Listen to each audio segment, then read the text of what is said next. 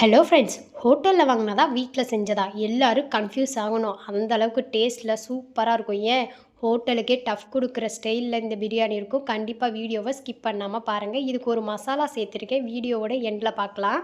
First தேவையான அளவுக்கு சட்டியில் எண்ணெயும் நெய்யும் விட்டுக்கோங்க. ஸ்பைசஸும் சேர்த்துட்டு 4 பெரிய வெங்காயத்தை கட் பண்ணி சேர்த்துக்கோங்க. அப்புறம் இஞ்சி பூண்டு விழுதையும் சேர்த்து நல்லா வதக்கிக்கோங்க. இப்போ 2 தக்காளியை இதில் சேர்த்துக்கலாம். 4 பெரிய வெங்காயத்துக்கு 2 தக்காளியை போட்டு நல்லா வதக்கிக்கோங்க. இன்றைக்கி 1/2 கிலோ சிக்கனுக்குரிய தம் பிரியாணி தான் போட்டிருக்கேன். இப்போது இது நல்லா வதங்கினதுக்கப்புறமா மல்லி புதினாவை சாப் பண்ணி அதில் சேர்த்துக்கோங்க. அப்புறம் 1/4 கப்பு தயிர் மட்டும் இதில் சேர்த்துக்கோங்க. இதையும் சேர்த்துட்டு காரத்துக்கு 1 டீஸ்பூன் தனி மிளகாத்தூள் மட்டும் ஆட் பண்ணிவிட்டு, நான் ஒரு பிரியாணி மசாலா சொன்னேன் பார்த்தீங்களா, அதையும் இதில் சேர்த்துக்கலாம். இந்த ஸ்டேஜில் தான் சேர்க்கணும். இதையும் நல்லா வதக்கி விட்டதுக்கப்புறமா 1/2 கிலோ சிக்கனையும் அதில் சேர்த்து நல்லா வதக்கி விட்டு நல்லா பாயில் ஆனதுக்கப்புறமா 2 படி காப்படியில் 2 படி சீரக சம்பா எடுத்து வச்சுருக்கேன். அதையும் நல்லா ஊற வச்ச அரிசியை இதில் சேர்த்துக்கலாம்.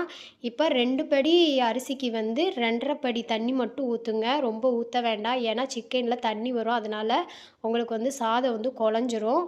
இப்போது இவ்வளோ தண்ணி ஊற்றிட்டு நல்லா உப்பு போட்டு நல்லா கொதிக்க வச்சுருங்க. இந்த மாதிரி ஸ்டேஜ் வந்ததுக்கப்புறம் தம் பண்ணிக்கலாம். இப்போ பாருங்கள், நான் தோசை சட்டியில் தான் இன்றைக்கி தம் பண்ணியிருக்கேன். இந்த மெத்தடில் நீங்கள் தம் பண்ணிக்கோங்க.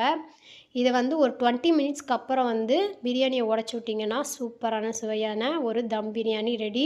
ரொம்பவே டேஸ்ட்டாக இருக்கும். கண்டிப்பாக ட்ரை பண்ணி பாருங்கள். இந்த மாதிரி சூப்பரான வீடியோஸ் பார்க்க நம்முடைய சேனலை மறக்காமல் சப்ஸ்கிரைப் பண்ணிக்கோங்க. இப்போ ஒரு மசாலா சொன்னேன் பார்த்தீங்களா, அந்த மசாலா பார்த்துலாம். 4 கிராம்பு 4 ஏலக்காய், 1 கைப்பிடி அளவுக்கு மல்லி, பட்டை, இவ்வளோதான் மசாலா. இந்த மசாலாவை போட்டு நீங்கள் பிரியாணி செஞ்சிங்கன்னா சூப்பராக இருக்கும். கண்டிப்பாக ட்ரை பண்ணி பாருங்கள். பாய்.